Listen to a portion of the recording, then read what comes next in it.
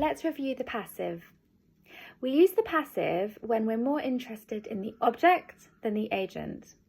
It sounds a bit silly to say, the cleaners have cleaned the kitchen, because it's obvious that cleaners will have cleaned the kitchen. Who else would do it? So we can use the passive.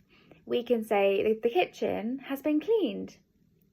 And in the passive, you can still say who did the action, the agent, but sometimes you might not need to say because it's obvious, or maybe it's unimportant. Maybe you don't know who's done the action.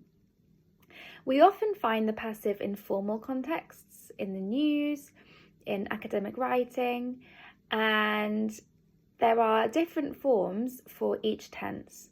So I'm going to show you the forms now. So here are the forms for the different passive structures for each tense. Not all tenses in English really have a passive form, so I've only included the tenses that we would commonly use in the passive. And there are patterns, so we always use the verb to be in the appropriate tense, and we always use the past participle of the main verb. This is the third form of a verb.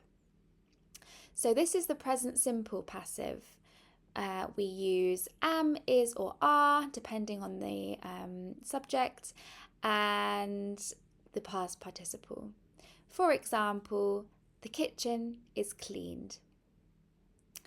And then, unfortunately, you do have to learn all of these structures for the different tenses. So present continuous, am, is, or are, plus being, plus the past participle. I've also included how we use modals in the passive. So modals are verbs like can, could, should, may, might, must. These are modal verbs, and they can be used in the passive by using the modal, using be in the infinitive, and the past participle. And we also have past modals, if you want to use modals with a past meaning. A great grammar resource is the website Perfect English Grammar. You can find lots of grammar explanations and free exercises. So I would recommend going to this website, looking for the passive exercises, and you can go straight to the mixed tense exercise, or if you want to practice some tenses alone, then you can do that first.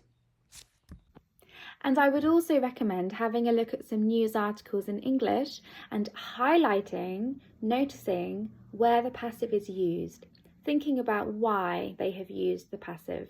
It might just be because it sounds more formal, but maybe we don't know who did the action, maybe it's unimportant, maybe we want to focus on the object rather than the subject.